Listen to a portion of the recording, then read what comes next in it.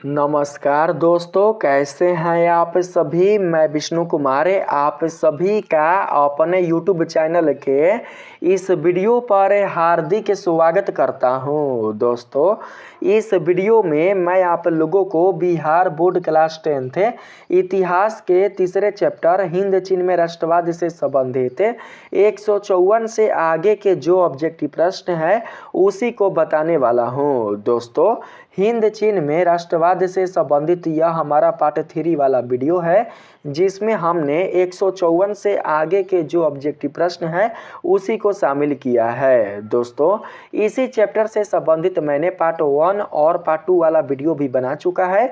अगर आपने अभी तक उन दोनों वीडियो को नहीं देखा है तो आप लोग जरूर से उन दोनों वीडियो को देख लीजिएगा, क्योंकि पार्ट 1 और पार्ट 2 वाले वीडियो को मिलाकर मैंने आप लोगों को इस चैप्टर से संबंधित 154 VBI ऑब्जेक्टिव प्रश्नों को बता चुका है। इस वीडियो में मैं आप लोगों को 155 नंबर से आने वाले जो ऑब्जेक्टिव प्रश्न होंगे उसी को बताऊंगा। तो चलिए बिना देर किए शुरू करते हैं अपने आज के इस वीडियो क्लासेज को। दोस्तों, यहाँ पर हमारा 155 नंबर सवाल में आप लोगों से पूछा गया है, जेनेवा समझौतों के बाद हनोई नदी से उत्तर का क्षेत्र किसे दिया गया। आप लोगों को बताना है कि जेनेवा समझौतों के बाद हनोई नदी से सटे उत्तर का जो क्षेत्र है वो किसे दिया गया था। अमेरिका समर्थित सरकार को, साम्यवादी वियतनाम को, फ्रांस समर्थित समूह को, या फिर तटस्थ राष्ट्र को। किसको दिया गया था आप लोग बताएंगे। बाबू, जब जेनेवा समझौता हुआ था तो जेनेवा समझौतों के तहत जो वियतनाम था वो बाबू 2 भागों में बंट चुका था, जिसमें से पहला था उत्तरी वियतनाम और दूसरा था दक्षिणी वियतनाम। तो बाबू जो उत्तरी वियतनाम है, तो बाबू आपको बताना है कि उत्तरी वियतनाम में किसे दिया गया था जेनेवा समझौतों के तहत। जेनेवा समझौतों के बाद उत्तरी वियतनाम का जो क्षेत्र है, जो भाग है, वो किसे प्राप्त हुआ था। तो यहाँ पर सही आंसर हमारा हो जाएगा साम्यवादियों को। किसको? साम्यवादियों को। जितने भी सारे लोग साम्यवादी विचारधारा वाले थे, जो भी लोग साम्यवादी विचारधारा वाले थे, साम्यवाद को बाबू प्रदर्शित करने वाले थे, साम्यवाद को समर्थन करने वाले थे, उन्हीं लोगों को वियतनाम का उत्तरी क्षेत्र दिया गया था जेनेवा समझौतों के तहत। तो सही आंसर यहाँ पर हमारा ऑप्शन नंबर बी होगा, क्योंकि वियतनाम के उत्तरी क्षेत्र में साम्यवादियों की ही सरकार थी। और साम्यवादियों की सरकार का बाबू जो मेन अध्यक्ष था वो कौन थे? तो वो बाबू हो ची मिन थे। उत्तरी वियतनाम में किस सरकार का बाबू वहां पर अधिकार था? तो साम्यवादी सरकार का ही वहां पर अधिकार था। इसलिए जेनेवा समझौतों के तहत वियतनाम का जो उत्तरी क्षेत्र है वो दिया गया था साम्यवादियों को। उत्तरी क्षेत्र में आने वाले कुल जितने सारे लोग थे वो बाबू साम्यवादी विचारधारा वाले ही लोग थे। तो राइट आंसर यहाँ पर 155 का हमारा ऑप्शन नंबर बी करेक्ट होगा। आप लोग याद रखेंगे, ठीक है। चलिए अगले प्रश्न पर आते हैं। इसमें कहा गया है, हुआ आंदोलन किस देश से संबंधित था। आप लोगों को बाबू उस देश का नाम बताना है जिस देश से हुआ आंदोलन संबंधित था। यहाँ पर ऑप्शन है वियतनाम, लाओस, कंबोडिया या फिर थाईलैंड। तो सही आंसर हो जाएगा वियतनाम, ठीक है, याद रखेंगे। हुआ जो आंदोलन है वो बाबू वियतनाम देश से ही संबंधित था। वियतनाम देश में ही इस आंदोलन को जागृत किया गया था बौद्धिक धार्मिक लोगों के द्वारा।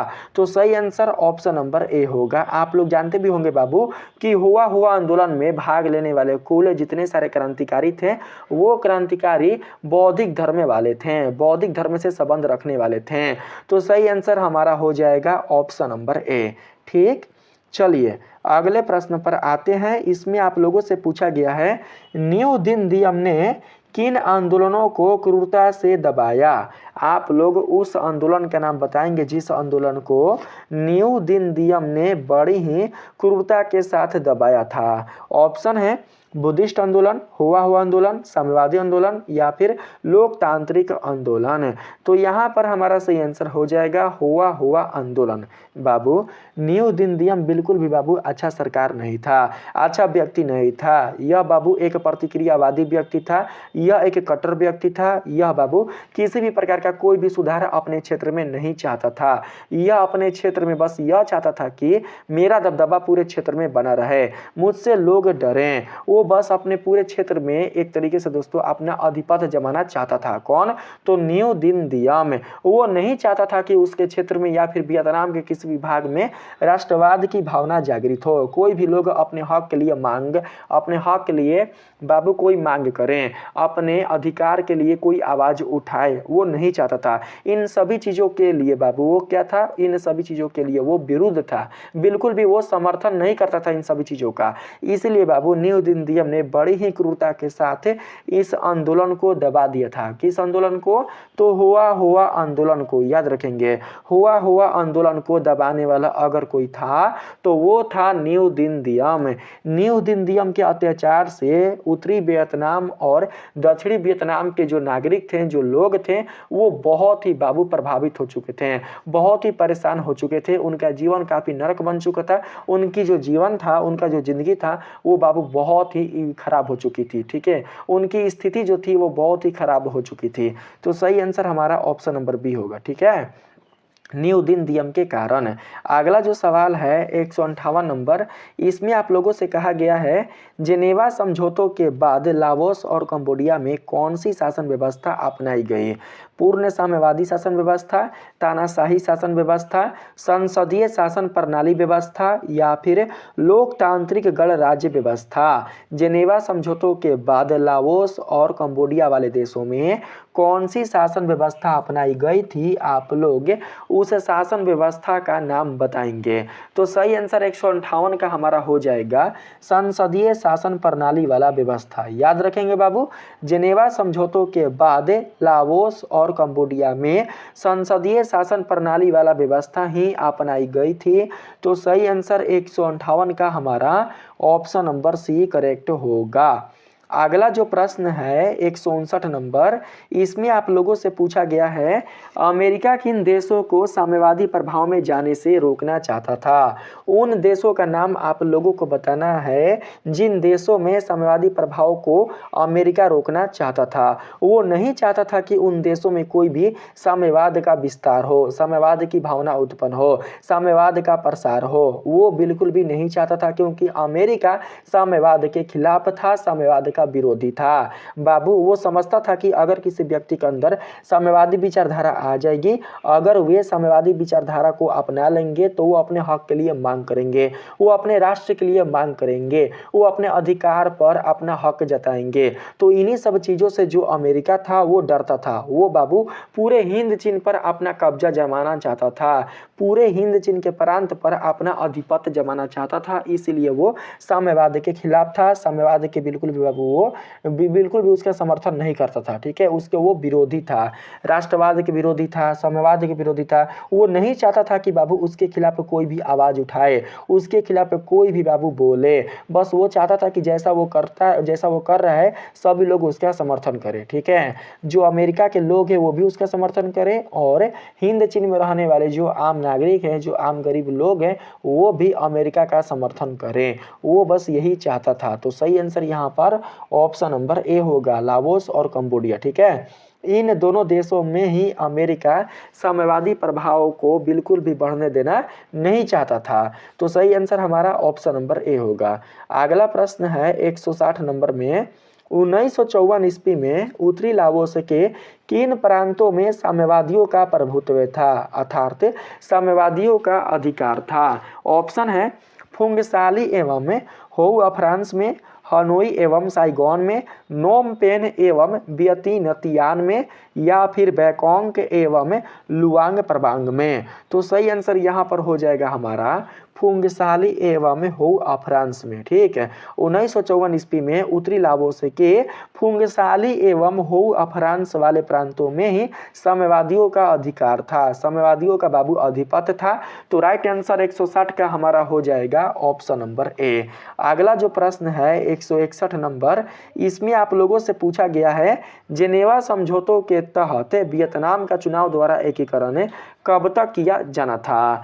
जब जेनेवा समझौता हुआ था तो जेनेवा समझौतों के तहत वियतनाम का चुनाव द्वारा एकीकरण कब तक किया जाना था, आप लोगों को यही बताना है।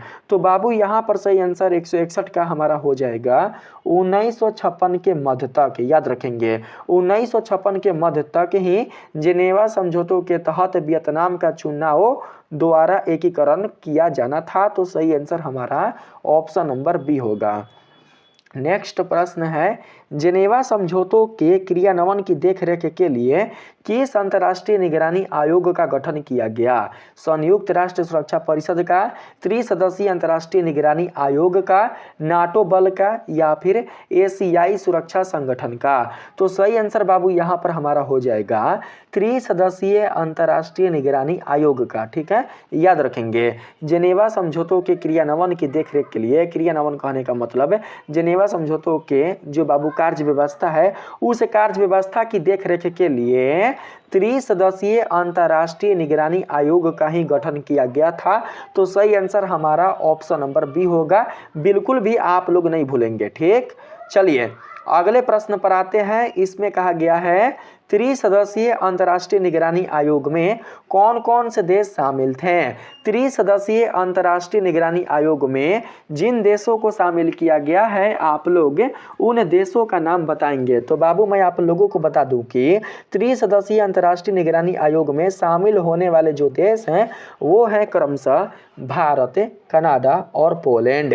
त्रिसदस्यीय अंतर्राष्ट्रीय निगरानी आयोग में आने वाले देश भारत, कनाडा और पोलैंड है। तो सही आंसर हमारा ऑप्शन नंबर ए होगा, आप सभी याद रखेंगे। ठीक है, अगला जो सवाल है 164 नंबर, इसमें आप लोगों से पूछा गया है जेनेवा समझौतों के तहत, क्वेश्चन है बाबू यहाँ पर आप लोगों से कहा गया है जेनेवा समझौतों के तहत लाओस और कंबोडिया को किस रूप में मान्यता दी गई। स्वतंत्र देश के रूप में, साम्यवादी गणराज्य के रूप में, अमेरिकी संरक्षित क्षेत्र के रूप में, या फिर फ्रांस के अधीन क्षेत्र के रूप में।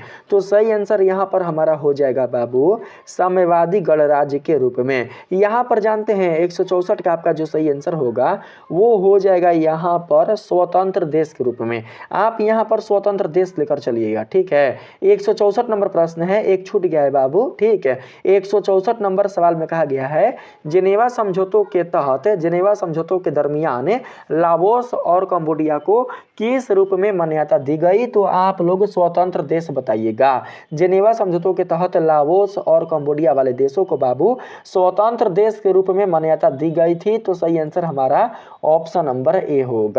ठीक है, ये दोनों देश बिल्कुल भी किसी के भी गुलाम नहीं थे। सही आंसर यहाँ पर ए होगा, ऑप्शन नंबर ए। 165 नंबर सवाल है, न्यू दिन दियम किस देश के नेता थे। बाबू मैंने बताया ना आप लोगों को, न्यू दिन दियम जो था वो बहुत ही प्रतिक्रियावादी नेता था, वो बहुत ही बाबू अत्याचारी नेता था। वो किसी भी प्रकार का कोई भी सुधार अपने क्षेत्र में नहीं चाहता था। वो नहीं चाहता था कि कोई भी सामाजिक, आर्थिक या फिर राजनीतिक उसके क्षेत्र में सुधार हो। हर प्रकार के संवैधानिक सुधार के वो विरुद्ध था। ठीक है, और साथ ही अपने क्षेत्र में आने वाले कुल जितने सारे नागरिक थे, जितने सारे उसके क्षेत्र के नगरवासी लोग थे, उनके वो खिलाफ था। उन पर बहुत ही ज्यादा वो बाबू जुर्म ढाता था और साथ ही उनके ऊपर वो बहुत ही ज्यादा अत्याचार करता था।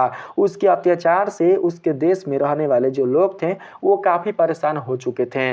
पूरा का पूरा जो वियतनाम था वो बाबू परेशान हो चुका था। किसके अत्याचार के कारण? तो न्यू दिन दियम के अत्याचार के कारण।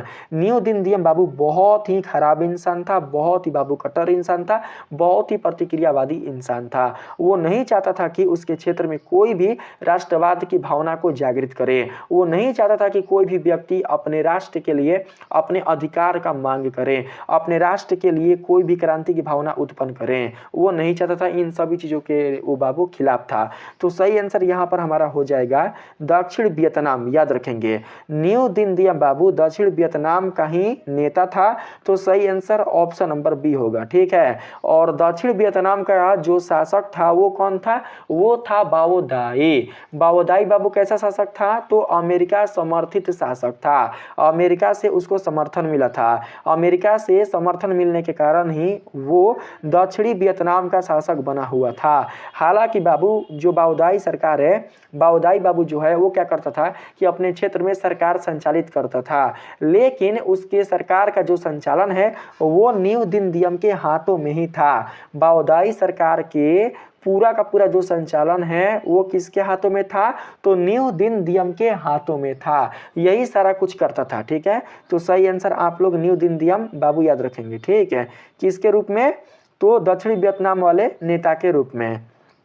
अगला प्रश्न है, जेनेवा समझौतों के बाद उत्तरी वियतनाम की सरकार किसके नेतृत्व में मजबूत हुई? बाओदाई के नेतृत्व में, न्यू दिन दियम के नेतृत्व में, हो ची मिन के नेतृत्व में, या फिर सुबन फुमा के नेतृत्व में? तो यहाँ पर सही आंसर हमारा हो जाएगा हो ची मिन के नेतृत्व में। बाबू जेनेवा समझौतों के बाद उत्तरी वियतनाम की जो सरकार है वो बाबू हो ची मिन के नेतृत्व में मजबूत हुई थी। मैंने बताया ना आप लोगों को, उत्तरी वियतनाम में साम्यवादियों की सरकार थी और साम्यवादियों के सरकार का जो अध्यक्ष थे, जो नेता थे, वो कौन थे? तो वो थे बाबू हो ची मिन, क्योंकि उत्तरी वियतनाम की सरकार हो ची मिन के सरकार के नाम से ही जानी जाती थी। हो ची मिन कैसे थे? हो ची मिन बाबू राष्ट्रवादी थे, राष्ट्रवादी विचारों वाले थे, साम्यवादी विचारों वाले थे। वो अपने राष्ट्र से प्रेम करने वाले थे और अपने क्षेत्र में बाबू राष्ट्रवाद की भावना को जागृत करने वाले थे, राष्ट्रवाद की भावना को प्रसारित और बाबू इसको वितरित करने वाले थे। तो सही आंसर ऑप्शन नंबर सी होगा, आप सभी याद रखेंगे। ठीक है, इनके कारण ही उत्तरी वियतनाम में बाबू साम्यवादियों का वहां पर बाबू अधिपत्य था। अगर हो ची मिन ना होते तो उत्तरी वियतनाम पर भी जो अमेरिका है वो कब्जा कर लेता और वहां पर भी वो साम्यवादियों का जो प्रसार है उसे रोक देता। वहां पर कोई भी क्रांतिकारी बाबू आंदोलन वो होने नहीं देता। वहां पर भी बाबू वो कई प्रकार का अत्याचार करता ताकि उत्तरी वियतनाम में रहने वाले जो नागरिक हैं, जो लोग हैं, वो अपने लिए कोई भी सरकार से मांग ना करें, वो अपने राष्ट्र के लिए कोई भी आवाज ना उठाएं, कोई भी अपने अधिकार के लिए मांग ना करें। ठीक है, तो सही आंसर यहाँ पर ऑप्शन नंबर सी होगा, 166 का याद रखेंगे। अगला प्रश्न है, दक्षिणी वियतनाम में किसके समर्थन में सरकार बनाई गई? दक्षिणी वियतनाम में जिसके समर्थन में सरकार बनाई गई थी, आपको उस देश का नाम बताना है। तो मैंने बताया ना बाबू आप लोगों को, दक्षिणी वियतनाम का जो सरकार था वो किसका था? वो था बाओदाई का। दक्षिणी वियतनाम का जो शासक था वो था बाओदाई, और बाओदाई शासक किसके समर्थन से था? तो अमेरिका के समर्थन से था। तो सही आंसर यहाँ पर ऑप्शन नंबर सी होगा। दक्षिणी वियतनाम के शासक बाओदाई को अमेरिका का समर्थन प्राप्त था। ठीक इसी प्रकार से बाबू दक्षिणी वियतनाम के जो नेता न्यू दिन दियम थे, जिसके हाथों में बाओदाई सरकार का संचालन था, उसे भी अमेरिका का ही समर्थन प्राप्त था। तो सही आंसर ऑप्शन नंबर सी होगा, याद रखेंगे। दक्षिणी वियतनाम में अमेरिका समर्थन से सरकार बनाई गई थी ताकि अमेरिका वहां पर अपना मनचाहा अधिकार जमा सके, मनचाहा कार्य कर सके। ठीक है, अगला जो सवाल है 168 नंबर, इसमें आप लोगों से कहा गया है, लाओस के 3 राजकुमारों में से कौन तटस्थवादी था? तटस्थवादी आप लोगों को बताना है। तटस्थवादी कौन राजकुमार था लाओस के, आपको उनका नाम बताना है। ऑप्शन है सुफनबोंग, फूमी नौसवान, सुबन फुमा, या फिर कैप्टन कांगली। तो सही आंसर 168 का हमारा हो जाएगा बाबू सुबन फुमा। क्या होगा? सुबन फुमा। लाओस के 3 राजकुमारों में से तटस्थवादी जो राजकुमार थे उनका नाम था सुबन फुमा। 168 का सही आंसर हमारा ऑप्शन नंबर सी होगा। तीनों राजकुमार, देखिए यहाँ पर ये तीनों राजकुमार हैं, सुफनबोंग, फूमी नौसवान और सुबन फुमा। ये तीनों ही राजकुमार है जो कि कैसे हैं? तो सौतेले भाई के रूप में हैं। ये बिल्कुल भी अपने भाई नहीं है। ये कैसे हैं? तो बाबू सौतेले भाई हैं, एक दूसरे के बाबू ये सौतेले भाई हैं। ठीक है, याद रखेंगे, लेकिन एक ही वंश हैं, वंश इनका बिल्कुल भी अलग अलग नहीं है। यहाँ पर जो आप सुफनबोंग देख रहे हैं, इन्हें पाथेट लाओ के नाम से भी जाना जाता है। कहीं पर अगर सुफनबोंग ना रहे, अगर रहे पाथेट लाओ, तो आप लोग समझना कि बात किसकी किया जा रहा है, बात किया जा रहा है सुफनबोंग के बारे में, क्योंकि सुफनबोंग को पाथेट लाओ के नाम से जाना जाता था, पाथेट लाओ से संबोधित किया जाता था। ठीक है, तो देखिए यहाँ पर तटस्थवादी जो राजकुमार थे उनका नाम था सुबनफुमा। अगला सवाल है 169 नंबर में, पाथेट लाओ का उद्देश्य क्या था? आ गया ना क्वेश्चन जी। पाथेट लाओ मतलब किसकी बात हो रही है? तो बाबू सुबनबोंग का, यहाँ पर देख सकते हैं सुफनबोंग, सुफनबोंग, सुफनबोंग का यहाँ पर बात हो रहा है। इन्हीं को पाथेट लाओ के नाम से जाना जाता है। बोला गया है पाथेट लाओ का जो उद्देश्य था वो क्या था? लोकतांत्रिक शासन स्थापित करना, साम्यवादी व्यवस्था लाना, राजशाही को पुनः स्थापित करना, या फिर अमेरिका समर्थित सरकार बनाना। तो सही आंसर यहाँ पर 169 का हमारा हो जाएगा बाबू, साम्यवादी व्यवस्था लाना। ठीक है, पाथेट लाओ का जो उद्देश्य था वो था साम्यवादी व्यवस्था लाना, जिसे बिल्कुल भी अमेरिका लाना नहीं चाहता था, अमेरिका इसके खिलाफ था। वो नहीं चाहता था कि उत्तरी वियतनाम में या फिर दक्षिणी वियतनाम में या फिर हिंद चीन के किसी भी क्षेत्रीय प्रांत में साम्यवादी व्यवस्था लागू हो, वहां पर राष्ट्रवादी विचारधारा वाले लोग रहें, वो नहीं चाहता था। ठीक, तो सही आंसर ऑप्शन नंबर बी हमारा होगा। ठीक है, अगला प्रश्न है, दक्षिण पंथ का समर्थन करने वाला लाओस का राजकुमार कौन था? आपको उस राजकुमार का नाम बताना है जो कि दक्षिण पंथ के समर्थन करने वाले थे। ठीक है, ऑप्शन आपके सामने है, बताएंगे कि इन चारों में से कौन सा राइट ऑप्शन होगा। हो ची मिन तो बिल्कुल भी होगा ही नहीं, क्योंकि मैंने आप लोगों को बता चुका है कि तीनों राजकुमार बाबू यहाँ पर यही है। ठीक है, कौन? सुबनफुमा, सुफनबोंग और फूमी नौसवान। सुफनबोंग को ही पाथेट लाओ के नाम से जाना जाता है। आप लोग बताइए कि दक्षिण पंथ का समर्थन करने वाले लाओस का जो राजकुमार है उनका नाम क्या है? तो सही आंसर 170 का हमारा हो जाएगा फूमी नौसवान। क्या नाम है? फूमी नौसवान। ठीक है, यहाँ पर सही आंसर ऑप्शन नंबर हमारा सी होगा। अगला प्रश्न है 171 नंबर में, 25 दिसंबर 1955 में लाओस में चुनाव के बाद किसके नेतृत्व में सरकार बनी? 25 दिसंबर 1955 में जब बाबू चुनाव के द्वारा लाओस में सरकार का गठन किया गया, तो आपको बताना है कि किसके नेतृत्व में सरकार का गठन किया गया था। तो सही आंसर 171 का हो जाएगा यहाँ पर सुबनफुमा के नेतृत्व में। 25 दिसंबर 1955 में लाओस में चुनाव के बाद जिसकी सरकार बनी थी उसका नाम था सुबनफुमा। बाबू लाओस में किसकी सरकार बनी थी? तो सुबनफुमा की सरकार बनी थी। तो सही आंसर यहाँ पर ऑप्शन नंबर सी 171 का हो जाएगा। और सुबनफुमा के खिलाफ कौन भड़का देता है? तो अमेरिका भड़का देता है। किसको? तो सुफनबोंग को, पाथेट लाओ को।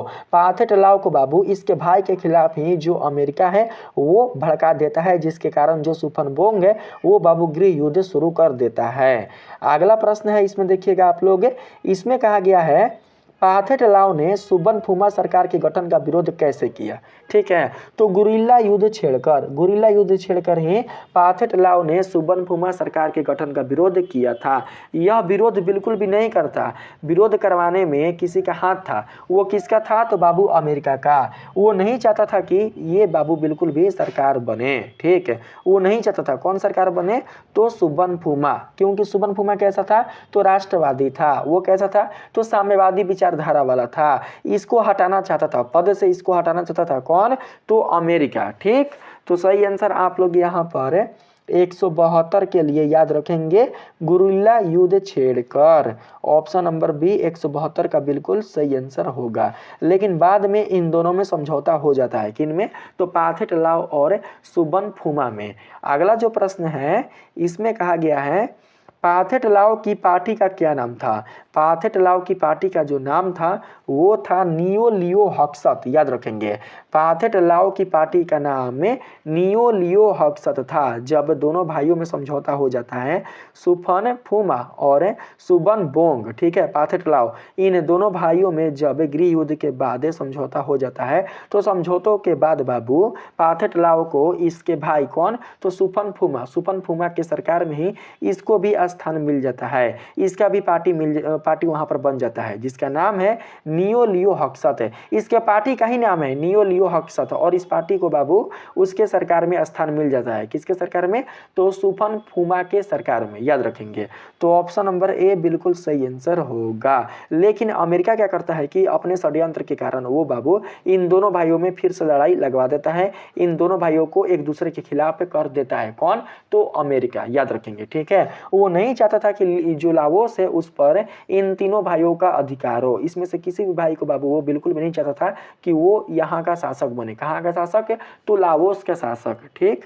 चलिए अगले प्रश्न पर आते हैं। इसमें कहा गया है अमेरिका के हस्तक्षेप के कारण किसकी सरकार टूटी? सुबनफुमा की, पाथेटलाओ की, न्यू दिनदियम की, या फिर कैप्टन कांगली की? तो 174 का सही आंसर हमारा हो जाएगा बाबू सुबनफुमा की। अमेरिका ने जब हस्तक्षेप किया, अमेरिका ने जब षड्यंत्र किया, तो बाबू उसके हस्तक्षेप या षड्यंत्र के कारण ही सुबनफुमा का जो सरकार है वो टूट जाता है। तो सही आंसर यहाँ पर ऑप्शन नंबर ए होगा, क्योंकि अमेरिका अपने चक्कर में था। वो चाहता था कि लाओस में उसके समर्थन से कोई सरकार बने, उसके द्वारा दिया गया कोई शासक उस क्षेत्र का सरकार हो, ठीक है। वो यही चाहता था, क्योंकि बाबू वो चाहता था कि पूरा का पूरा जो लाओस है वो उसके अधीन हो जाए, उसके नेतृत्व में हो जाए, ठीक है। चलिए अगले प्रश्न पर आते हैं।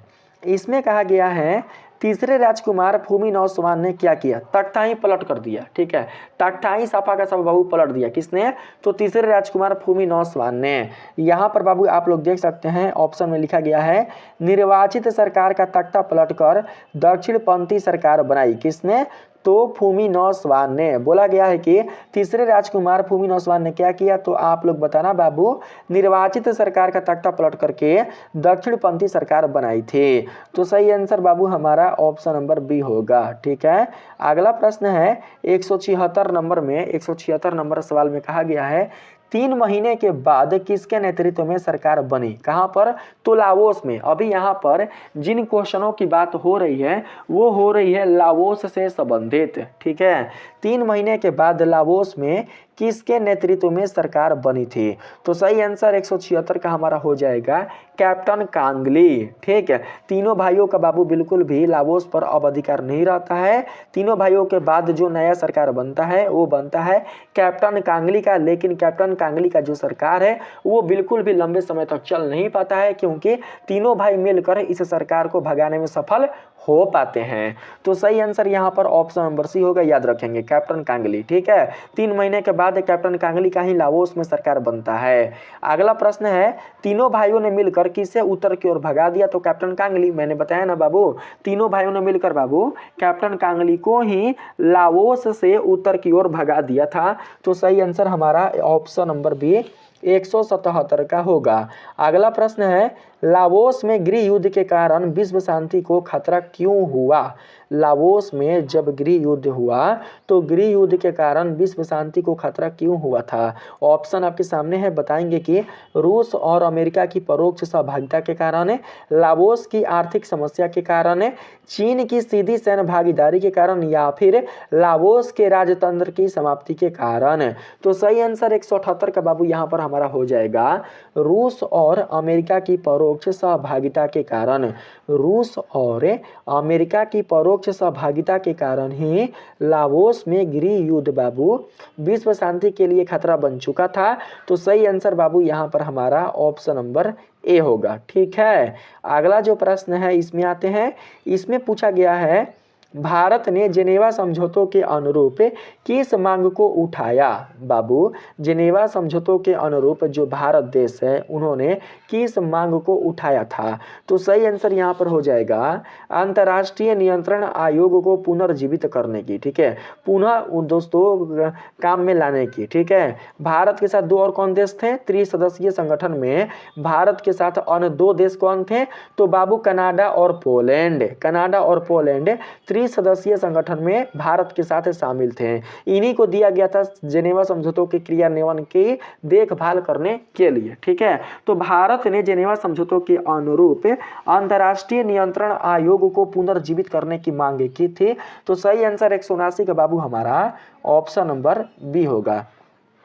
चलिए अगले प्रश्न पर आते हैं। इसमें आप लोगों से कहा गया है लाओस संकट के समाधान के लिए कितने राष्ट्रों का सम्मेलन बुलाने का निर्णय हुआ। लाओस पर जब संकट आया था, लाओस पर जब दुविधा आया था अमेरिका के द्वारा, तो बाबू उसका समाधान करने के लिए कितने राष्ट्रों का सम्मेलन बुलाया गया था।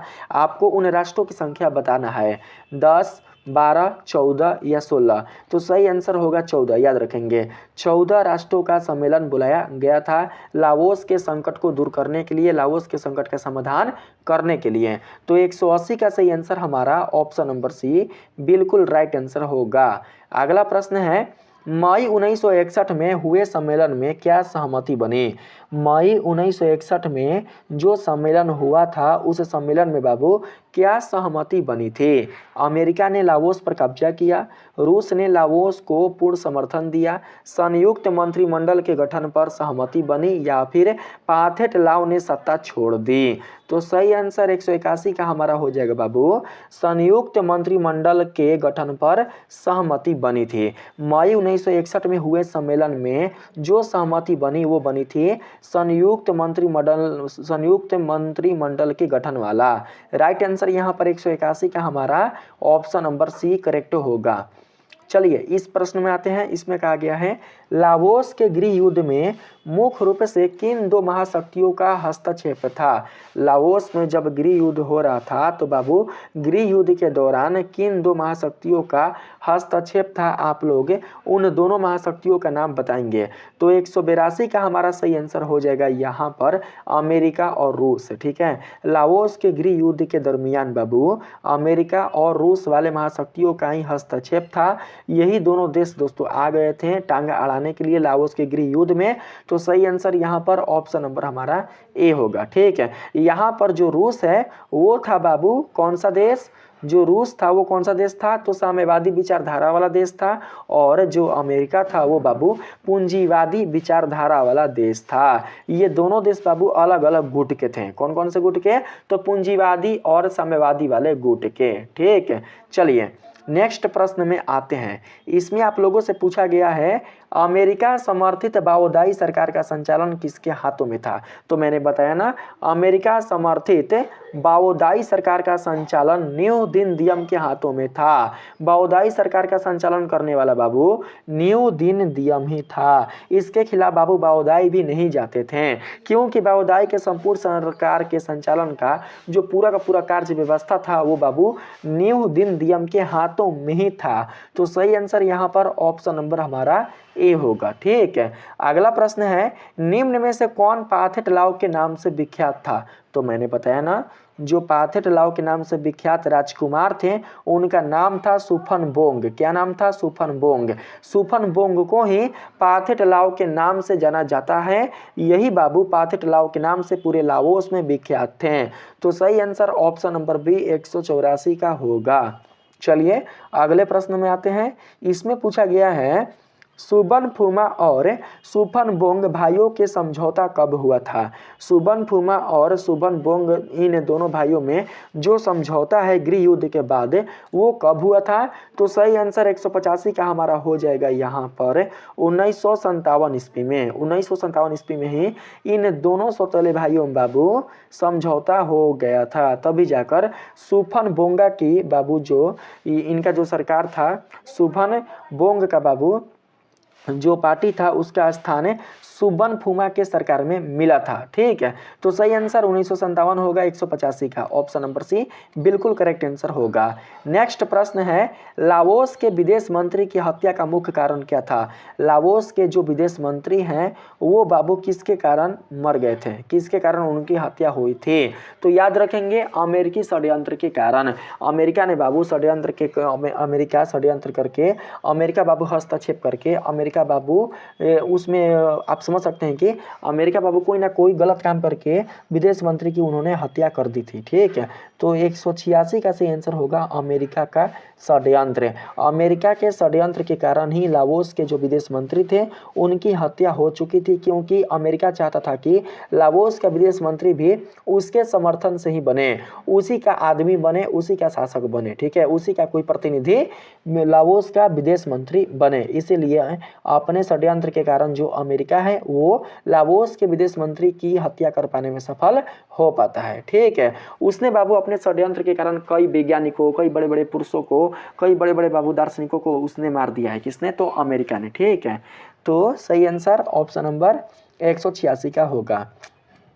चलिए इस प्रश्न में आते हैं। इसमें कहा गया है 1970 में पाथेट लाओ ने लाओस में किस स्थान पर कब्जा कर लिया? 1970 ईस्वी में पाथेट लाओ ने लाओस के जिस स्थान पर कब्जा किया था, आपको उस स्थान का नाम बताना है। हो चिन मार्ग पर, जार्स का मैदान पर, फुंगसाली प्रांत पर, या फिर हो फ्रांस पर। तो 187 का सही आंसर हमारा हो जाएगा जार्स के मैदान पर। लाओस का एक बाबू जार्स का मैदान था। ठीक है, लाओस देश के जार्स के मैदान पर ही सन 1970 ईस्वी में जो सुफनबोंग थे, जो पाथेट लाओ थे, उन्होंने वहां पर कब्जा कर लिया था। तो सही आंसर यहाँ पर हमारा ऑप्शन नंबर बी करेक्ट होगा। आप लोग याद रखेंगे।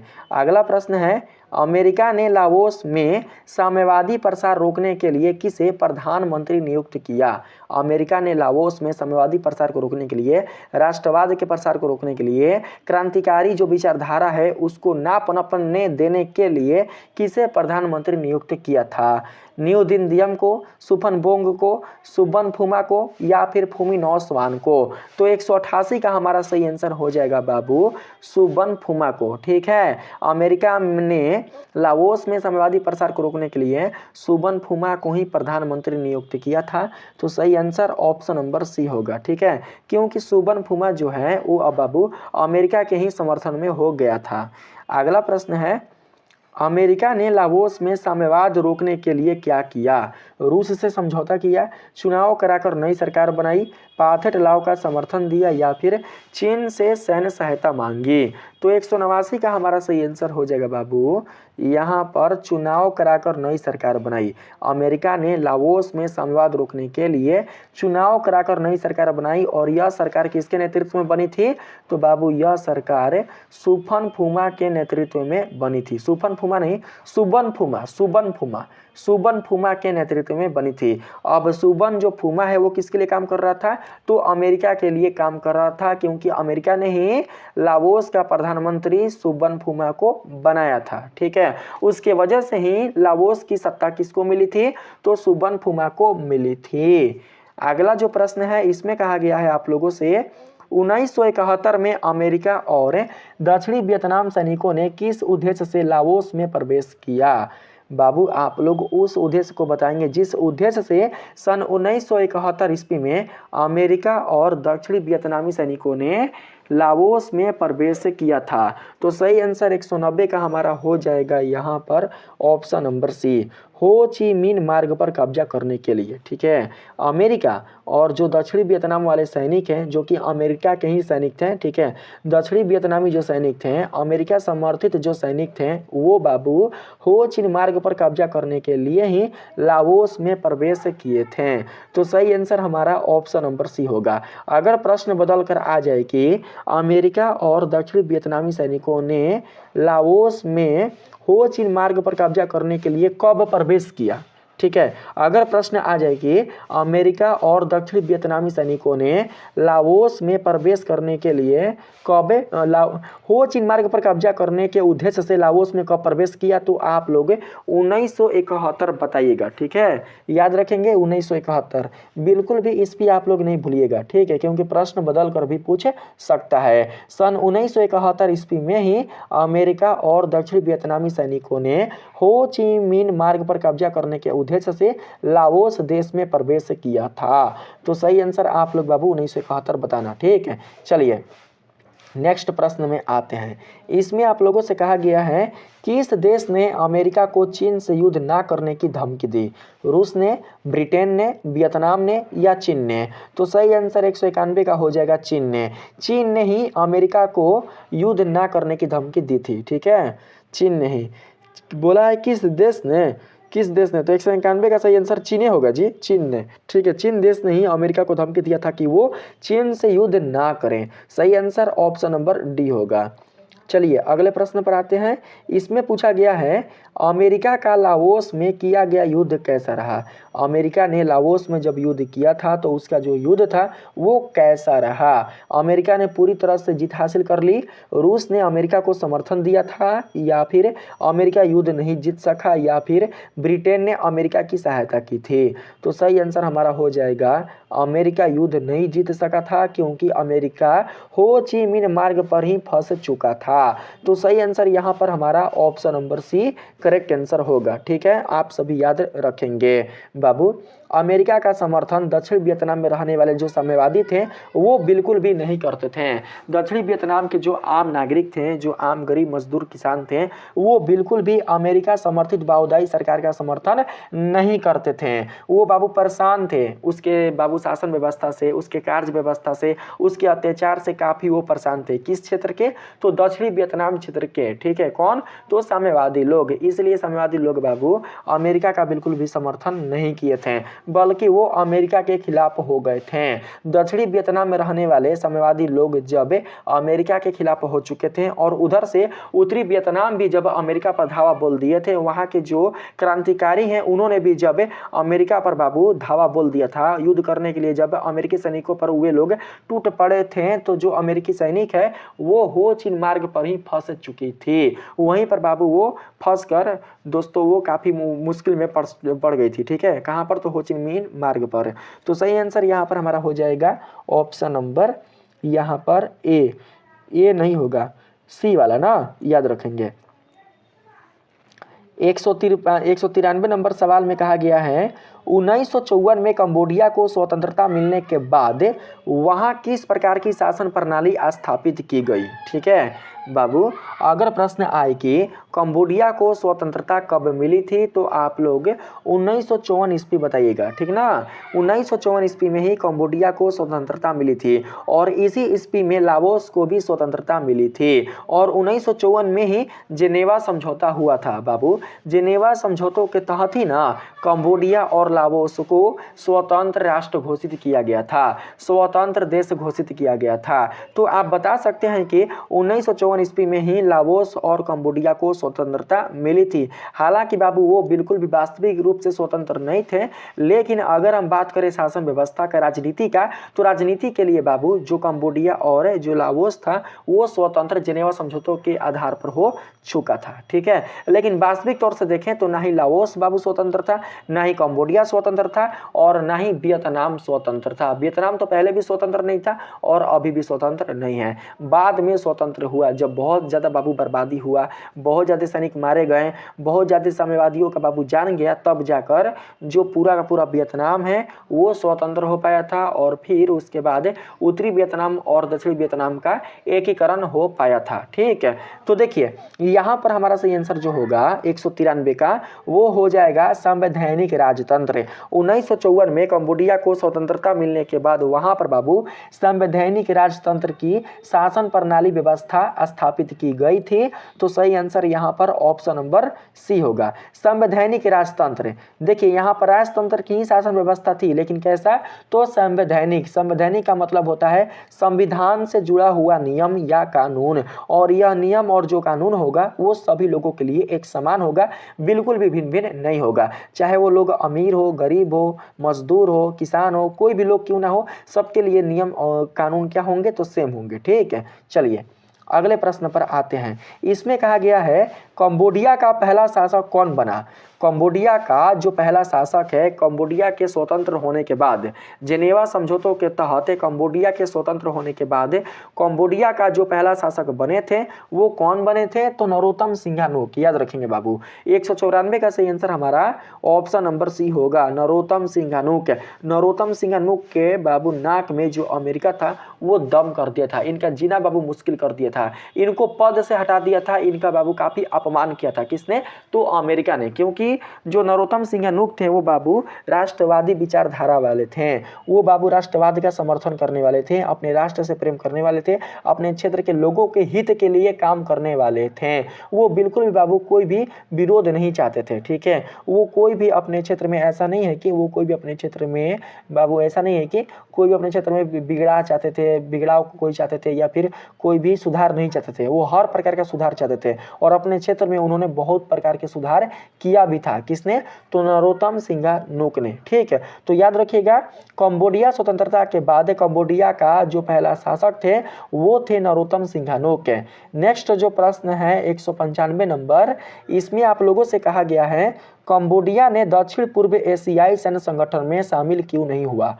कंबोडिया ने दक्षिण पूर्व एशियाई सैन्य संगठन में शामिल क्यों नहीं हुआ? क्योंकि जो नरोत्तम सिंह नूक थे, कंबोडिया के शासक जो नरोत्तम सिंह नूक थे वो बाबू गुट निरपेक्ष और तटस्थ विचारधारा वाले थे। ठीक है, गुट निरपेक्ष और कैसे? तटस्थ विचारधारा वाले थे। गुट निरपेक्ष का मतलब होता है युद्ध में किसी पक्ष के तरफ से समर्थन ना करना। ठीक है, आप सभी जानते हैं कि युद्ध होता है दो पक्षों से। कभी भी युद्ध होगा, कभी भी झगड़ा होगा, कभी भी अगर लड़ाई झगड़ा होगा तो दो पक्षों के बीच होगा। जो व्यक्ति दोनों पक्षों में से किसी भी पक्ष का समर्थन नहीं करता है उसी व्यक्ति को गुट निरपेक्ष कहा जाता है। जो व्यक्ति सही गलत पर बाबू अंतर करके सही का समर्थन करता है, सही का साथ देता है, सही के लिए आवाज उठाता है, उसी को कहा जाता है गुट निरपेक्ष। तो ऐसे ही विचारधारा वाले कौन थे? तो नरोत्तम सिंह नूक थे।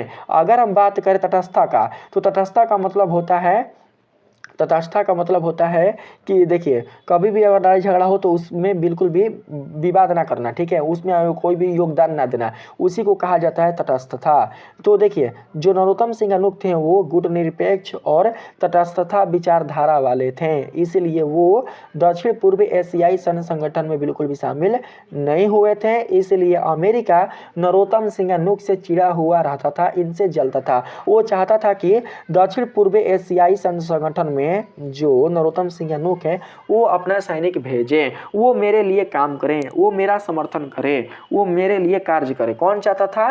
तो अमेरिका चाहता था। जब अमेरिका ने जब नरोत्तम सिंह नूक ने बिल्कुल भी अमेरिका का कोई भी समर्थन नहीं किया, उसके गलत काम में उन्होंने साथ नहीं दिया, तो अमेरिका बाबू इनके खिलाफ हो गया। किनके खिलाफ?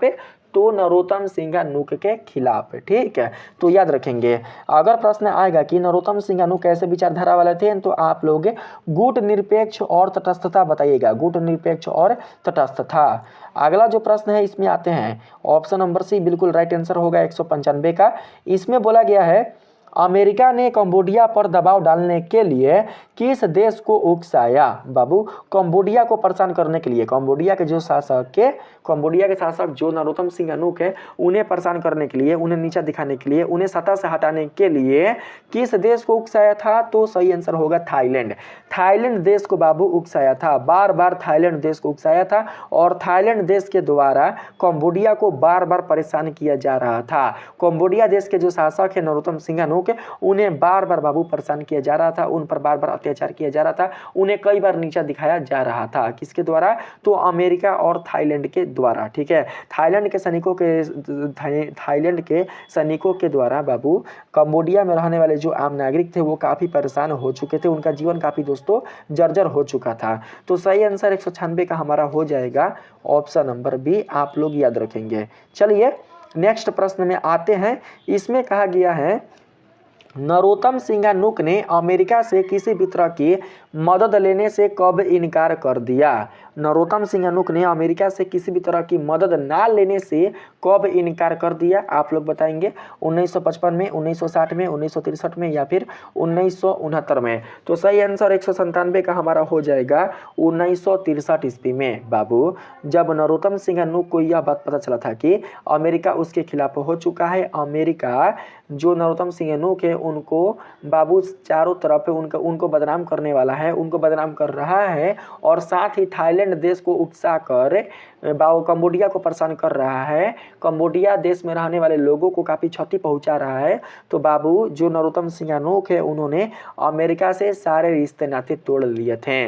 उसने बाबू बोल दिया था साफ साफ कि कंबोडिया अब किसी भी प्रकार का कोई भी सहायता अमेरिका से नहीं लेगा। जब नरोत्तम सिंघानुक ने यह कहा था कि कंबोडिया बिल्कुल भी कोई भी सहायता अमेरिका से नहीं लेगा, तो यह अमेरिका के लिए अपमान लगा था। काफ़ी बाबू उसे अपमानित होना पड़ा था। किसको? तो अमेरिका के लिए, क्योंकि अमेरिका एक शक्तिशाली देश है। अगर कोई छोटा देश बोल दे कि मुझे अमेरिका का बिल्कुल भी समर्थन या साथ नहीं चाहिए, तो ऐसे में बाबू उस देश को क्या लगेगा? तो लाज लगेगा। उस देश को बाबू काफ़ी अपमानित होना पड़ेगा। तो इसी अपमान के कारण, इसी बाबू गुस्से के कारण जो अमेरिका था वो नरोत्तम सिंघानुक के काफ़ी वो खिलाफ हो चुका था। इनसे वो काफ़ी जलता था, इनके वो विरुद्ध हो चुका था और उसने ठान लिया था कि किसी भी तरीके से नरोत्तम सिंघानुक को कंबोडिया के सत्ता से हटाना है, क्योंकि जब तक यह कंबोडिया के सत्ता से नहीं हटेगा, जब तक इसकी सरकार रहेगी, तब तक हम बिल्कुल भी कंबोडिया पर शासन नहीं कर सकते हैं, यहाँ पर अपना अधिकार नहीं जमा सकते हैं, यहाँ पर हम बिल्कुल भी अपने सैनिकों को प्रवेश नहीं करा सकते हैं। तो सही यहाँ पर सही आंसर क्या होगा? बोला गया है कि नरोत्तम सिंघानुक ने अमेरिका से किसी भी तरह की मदद लेने से कब इनकार किया था? तो सही आंसर 197 का हो जाएगा हमारा 1963 ईस्वी में। याद रखेंगे, सन 1963 ईस्वी में ही बाबू अमेरिका को मना कर दिए थे नरोत्तम सिंघानुक ने किसी भी प्रकार के समर्थन लेने से। ठीक है, चलिए नेक्स्ट प्रश्न में आते हैं। इसमें कहा गया है अमेरिका ने 1965 में कंबोडिया के किन क्षेत्रों पर हमला किया? बाबू गुस्से में आकर, ठीक है, क्रोध में आकर, काफ़ी क्रोधित होकर जब अमेरिका अपमानित हुआ ना, जब नरोत्तम सिंघानुक ने बोल दिया कि कंबोडिया किसी भी प्रकार का कोई भी मदद अमेरिका से नहीं लेगा, तो बाबू उसी अपमान के कारण जो अमेरिका है उसने कंबोडिया के 2 क्षेत्रों पर आक्रमण कर दिया था। आप लोगों को बताना है कि कंबोडिया के किन क्षेत्रों पर अमेरिका ने आक्रमण किया था।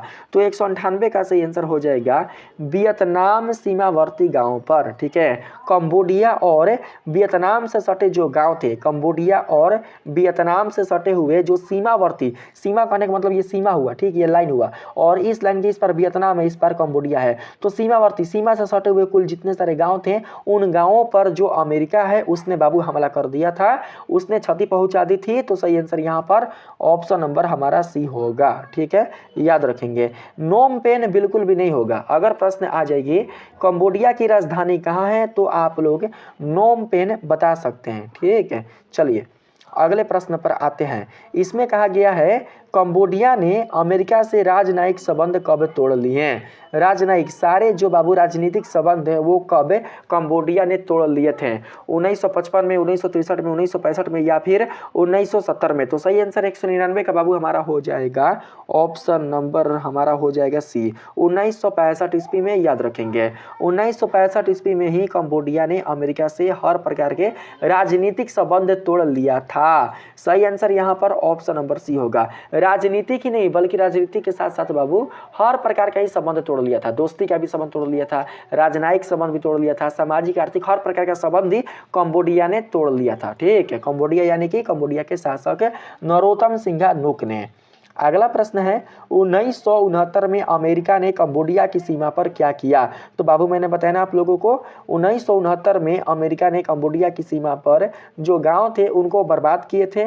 उन पर दोस्तों उन्होंने काफ़ी जुल्म ढाया था, काफ़ी उन्होंने अत्याचार किया था, और इतना अत्याचार बाबू उनको कम लगा तो उसके बाद उसने क्या किया था कि उसने बाबू जहर की वर्षा करवा दी थी। ठीक है, 200 का सही आंसर यहाँ पर हो जाएगा ऑप्शन नंबर सी, हवाई जहाज से जहर की वर्षा कराई थी। जहर की वर्षा कराने से बाबू जो खेत थे वो बहुत ही ज़्यादा बर्बाद हो चुके थे। ठीक है, कंबोडिया और वियतनाम के बाबू सीमा से जुड़े हुए कुल जितने सारे खेत थे वो बर्बाद हो चुके थे।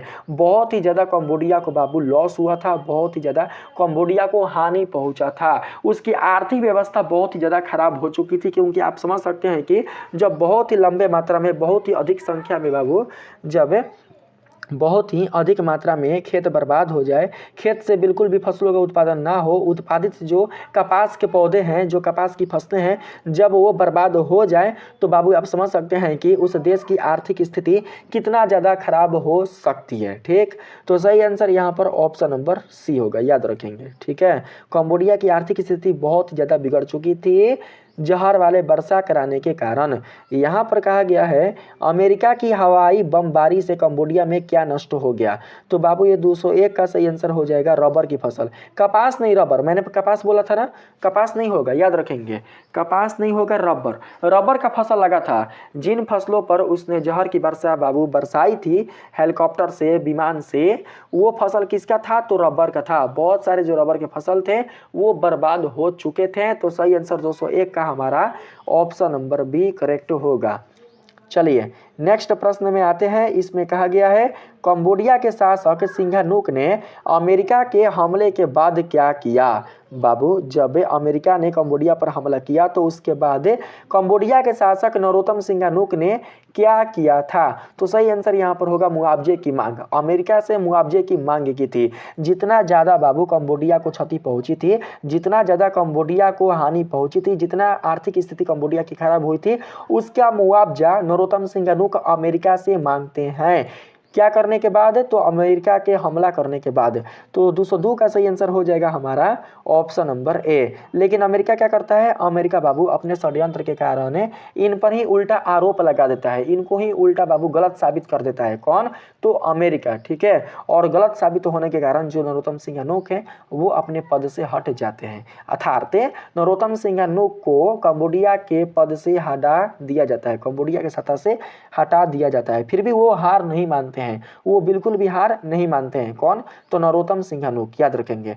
चलिए नेक्स्ट प्रश्न में आने का प्रयास हम करते हैं। देखिए इसमें आप लोगों से पूछा गया है कंबोडिया के गुट निरपेक्ष रुख को अमेरिका ने किस रूप में देखा।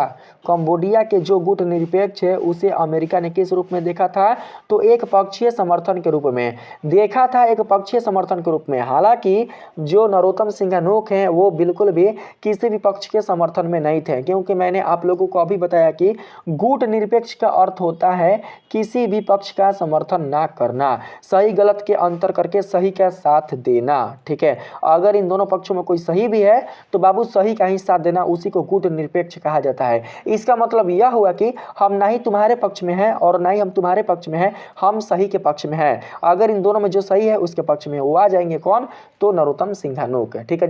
जैसे कृष्ण भगवान, ठीक है, पांडव और कौरवों में युद्ध था तो बाबू जो कृष्ण भगवान थे वो ना ही पांडवों के पक्ष से थे और ना ही कौरवों के पक्ष से थे। वो कैसे थे, तो गुट निरपेक्ष थे। वो बाबू सही गलत का अंतर करके वो सही के साथ थे। लेकिन इन दोनों पक्षों में सही कौन था, इन दोनों पक्षों में पांडवों की सेना ही सही थी, पांडव ही सही थे, इसलिए वो सही के साथ खड़े थे। अगर कौरव सही होते तो श्री कृष्ण भगवान कौरव के साथ भी खड़े होते। तो यहाँ पर आप ये मत समझना कि सर आपने अभी बोला कि ऐसा व्यक्ति जो दोनों पक्षों में से किसी पक्ष का समर्थन ना करे उसी को गुट निरपेक्ष कहा जाता है। तो यहाँ पर जो श्री कृष्ण भगवान है वो तो एक पक्ष का समर्थन कर रहे हैं, तो वो एक पक्ष का समर्थन कर रहे हैं आपको देखने से लग रहा है, लेकिन वो अगर यहाँ पर वास्तविक रूप से देखा जाए तो वास्तविक रूप से वो सत्य का समर्थन कर रहे हैं, सच्चाई का साथ दे रहे हैं। सच्चाई का, सत्य का अगर आप साथ दे तो उसी को गुट निरपेक्ष कहा जाता है। तो भैया सत्य का जो साथ देगा वो ना आपके तरफ है वो ना ही आपके तरफ है, बात यहाँ पर है, समझ रहे हैं ना आप लोग। जैसे कि बाबू आप लोग समझ सकते हैं, जैसे कि यहाँ पर आप अदालत को ले लीजिए, अदालत में जो वकील है वो बाबू जो केस लड़ता है वो दोनों में से किसी पक्ष में से नहीं लड़ता। जो बढ़िया जो ईमानदार वकील होगा वो बाबू सत्य का साथ देगा, वो ना ही बाबू वो ना ही ईमानदार की तरफ रहता है और ना ही बेईमान की तरफ रहता है। वो देखता है कि कौन बाबू पक्ष सही है, जो पक्ष सही रहता है उसका ही वो समर्थन करता है। बस इतना याद रखना कि गुट निरपेक्ष का मतलब होता है सही गलत का अंतर करके सही का समर्थन करना, सही का साथ देना, ठीक है। तो एक पक्षीय समर्थन बता दिया था कौन, तो अमेरिका ने फंसा दिया था किसको, तो कंबोडिया के शासक नरोत्तम सिंघानुक को। उनको फंसाकर उनको अपमानित करके पूरे कंबोडिया बाबू उनका बाबू जो नाम है वो गिरा दिया था। नाम गिराने के कारण कंबोडिया के शासक नरोत्तम सिंघानुक को उनके सत्ता से हटा दिया जाता है, ठीक है। चलिए यहाँ पर इस ऑप्शन को हम सेलेक्ट करके अगले नंबर के सवाल में आते हैं। इसमें बोला गया है अमेरिका ने सिंघानुक सरकार पर क्या आरोप लगाया। अमेरिका ने सिंघानुक सरकार पर क्या आरोप लगाया था बाबू, उसने यह आरोप लगाया था कि नरोत्तम सिंघानुक का जो संबंध है वो उत्तरी वियतनाम और वियतकांग से है। किससे है, वियतनाम और वियतकांग से है। इन दोनों देशों से उसका संबंध है। वियतकांग का मतलब होता है स्वतंत्र मुक्त सेना, ठीक है, याद रखेंगे। वियतकांग का मतलब है सेना होता है, कौन सा सेना? तो साम्यवादी सेना, क्रांतिकारी सेना। वियतकाम का मतलब क्रांतिकारी सेना होता है, स्वतंत्र मुक्त सेना, ठीक है। अब वियतनाम का मतलब वियतनाम वाले क्षेत्र के लोगों से। तो इन लोगों से संबंध किसको बाबू दर्शा देता है? तो सिंघानुक का, ठीक है। और फंसाकर उन्हें पद से हटवा देता है। कौन? तो अमेरिका।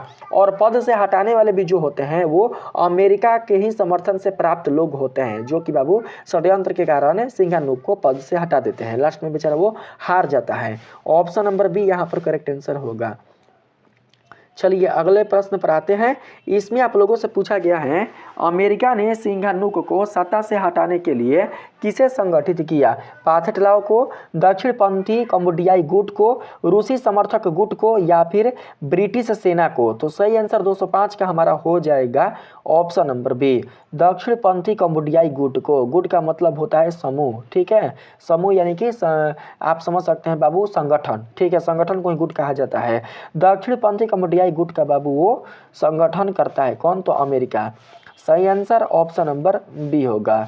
देखिए दक्षिण वियतनाम के दक्षिण क्षेत्र में किसका बाबू अधिपत्य था? तो अमेरिका का। और बाबू इसने क्या किया है? इसने दक्षिणपंथी कंबोडियाई गुट का बाबू यहाँ पर संगठन किया है। तो इसका मतलब यह हुआ कि इस गुट में आने वाले जितने भी लोग होंगे वो अमेरिका समर्थित ही लोग होंगे, अमेरिका का समर्थन करने वाले ही बाबू लोग होंगे। तो कहीं ना कहीं क्या करेंगे? अमेरिका जो कहेगा वही वो करेंगे। इसलिए ये लोग क्या करते हैं कि अब जो बाबू शासक थे कंबोडिया के उनको वो हटा देते हैं।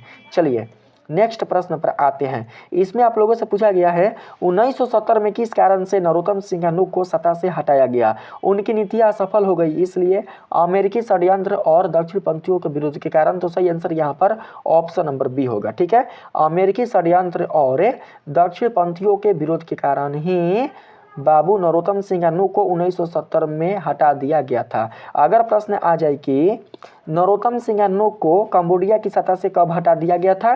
तो 1970 आप लोग बताना बाबू। प्रश्न अगर बदल कर आ जाए कि नरोत्तम सिंघानुक को कंबोडिया की सत्ता से कब हटाया गया था, तो आप लोग 1970 बताना। किसके कारण हटाया गया था? तो अमेरिकी षड्यंत्र और दक्षिणपंथियों के विरोध के कारण, ठीक है। चलिए यहाँ पर नेक्स्ट प्रश्न है, 1970 में कंबोडियाई सरकार के नेतृत्व में कौन आया? जब कंबोडिया की सत्ता से नरोत्तम सिंघानुक हट गए थे तो बाबू उस सत्ता पर जो नया सरकार आया था वो कौन आया था? आपको उनका नाम बताना है। जो सरकार नया बना था वो बाबू कब बना था? 1970 में, ठीक है। क्योंकि 1970 में ही उन्होंने पद का त्याग किया था। किसने? तो नरोत्तम सिंघानुक है। तो बाबू आप समझ सकते हैं कि जब 1970 ईस्वी में नरोत्तम सिंघानुक ने पद का त्याग किया था तो उसी वर्ष में बाबू कोई ना कोई नया सरकार कंबोडिया का बना होगा। तो आपको बताना है कि 1970 में कंबोडियाई सरकार में कौन सा नया सरकार आया था। तो सही आंसर होगा जनरल लोन नोल, ठीक है। और इसको किसका समर्थन प्राप्त था? इसको बाबू अमेरिका का समर्थन प्राप्त था। अमेरिका का ही बाबू इसे सहयोग प्राप्त था। किसको? तो जनरल लोन नोल को। यह किसके लिए काम करता था कंबोडिया में? तो अमेरिका के लिए काम करता था। लेकिन ये बात किसको पता चल चुकी थी?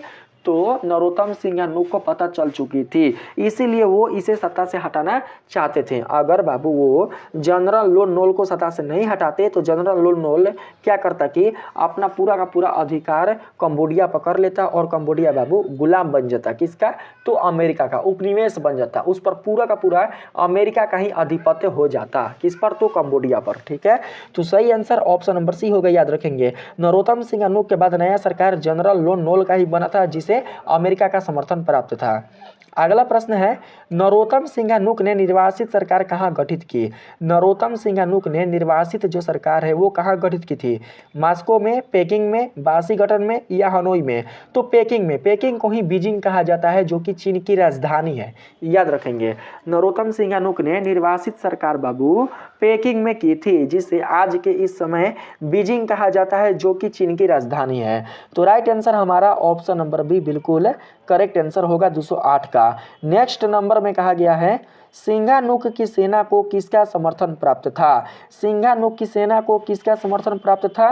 तो उत्तरी वियतनाम और वियतकांग का, क्योंकि सिंघानुक जो थे वो बाबू सही का साथ देते थे, वो सही के लिए काम करते थे, वो अपने राजनीति में ईमानदारी से अपना काम करते थे, अपना राजनीति व्यवस्था ईमानदारी पूर्वक चलाते थे। तो इसीलिए उत्तरी वियतनाम में रहने वाले कुल जितने सारे वियतनामी और वियतकांग और राष्ट्रवादी और क्रांतिकारी थे, वो सभी लोग ही नरोत्तम सिंघानुक का समर्थन करते थे, वो सभी लोग ही नरोत्तम सिंघानुक की सहायता करते थे। कहीं पर भी अगर युद्ध करना हो तो नरोत्तम सिंघानुक के युद्ध में उत्तरी वियतनाम के जो क्रांतिकारी लोग हैं, जो नागरिक लोग हैं और जो वियतकांग है वो पहुंच जाते थे, जिससे नरोत्तम सिंघानुक को काफी बाबू हेल्प मिलता था, काफी सहायता मिलता था।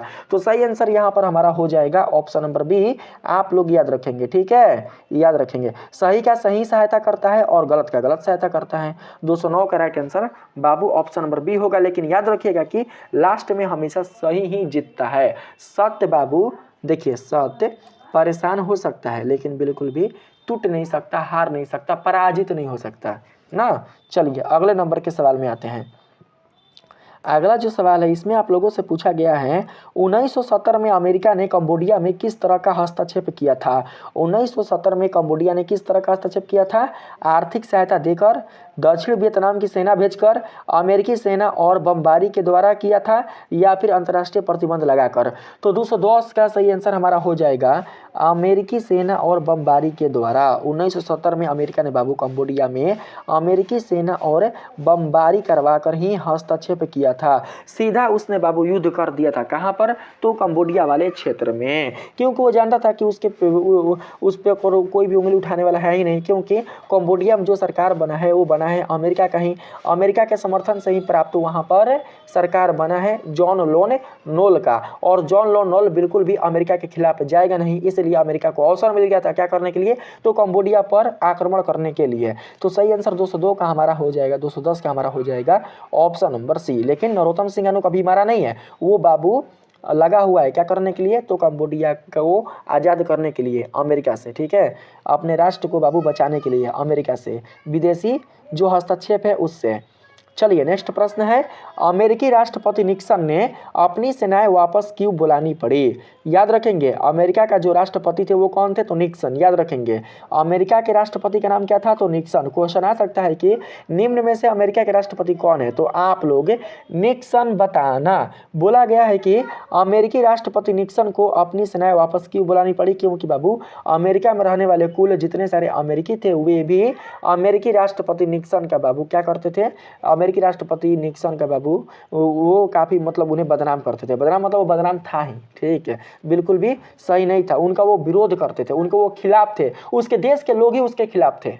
ठीक, ऐसा नहीं कि वियतनाम के लोग, दक्षिण वियतनाम के लोग या उत्तरी वियतनाम के लोग, लाओस या फिर कंबोडिया के लोग उसके खिलाफ नहीं थे, बल्कि अमेरिका देश के जो लोग थे वही बाबू उसके खिलाफ थे, क्योंकि वो जानते थे अमेरिका में रहने वाले जो सही लोग थे, जो सही अमेरिकी जनता थे, वो जानते थे कि जो अमेरिकी राष्ट्रपति है वो हिंद चीन के साथ गलत कर रहा है।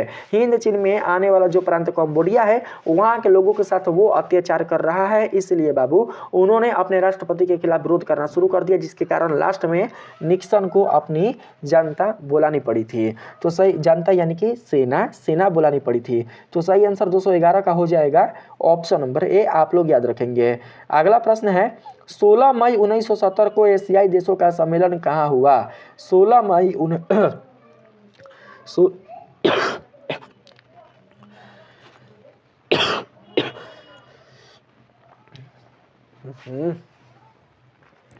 सोलह मई 1970 को एशियाई देशों का सम्मेलन हुआ था।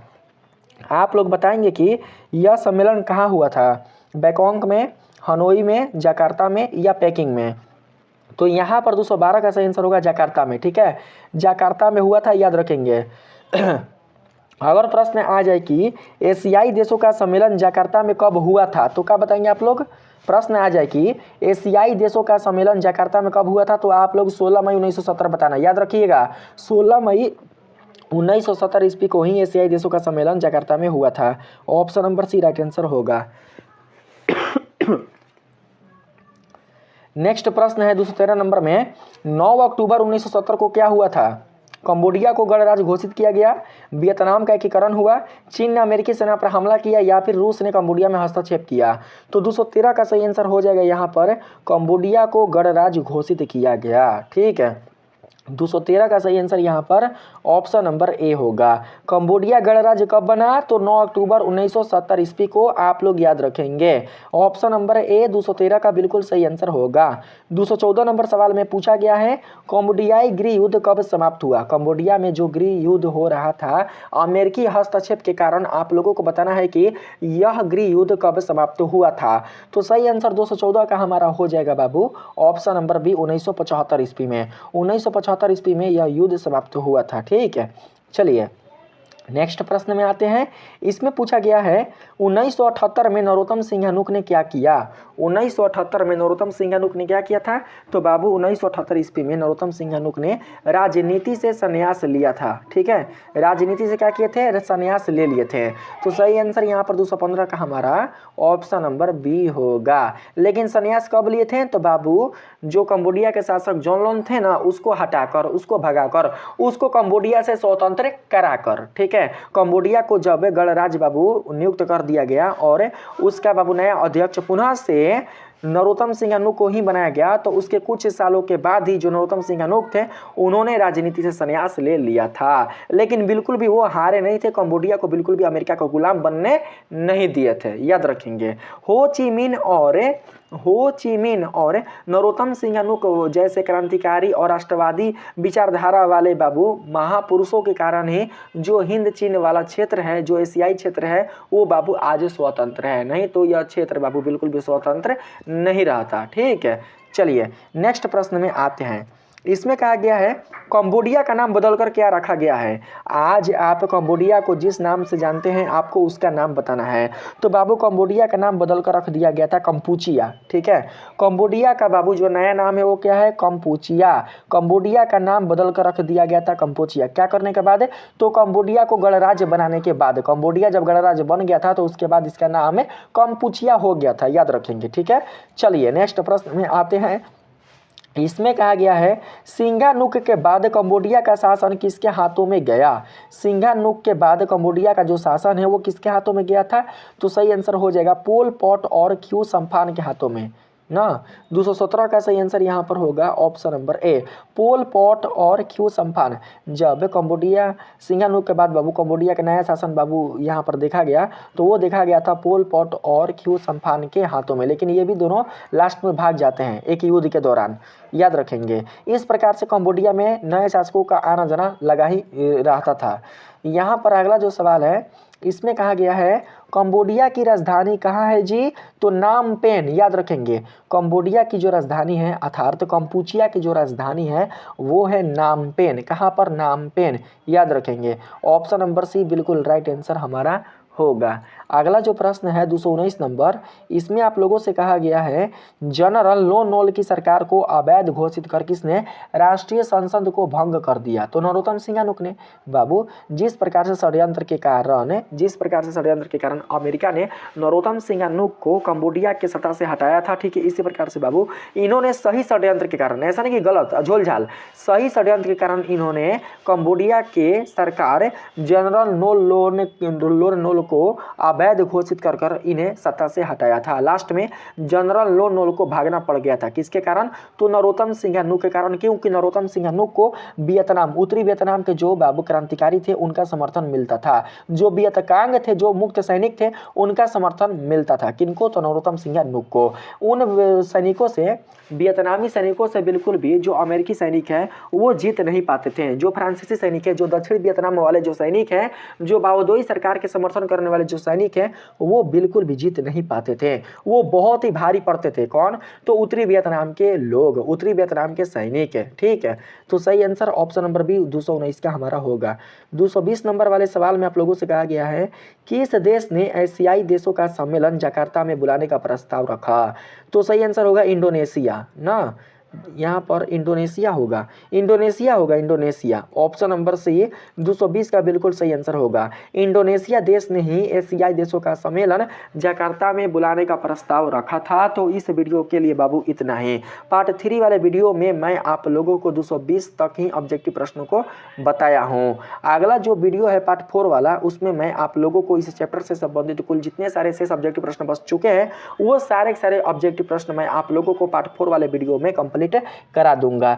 अगर बाबू वीडियो अच्छा लगा है आप लोगों को तो वीडियो को लाइक करिएगा। चैनल पर नए हो तो चैनल को बिल्कुल भी बेल आइकन के साथ सब्सक्राइब करना नहीं भूलिएगा। मिलते हैं फिर से एक नए वीडियो के साथ, तब तक के लिए आप सभी को धन्यवाद।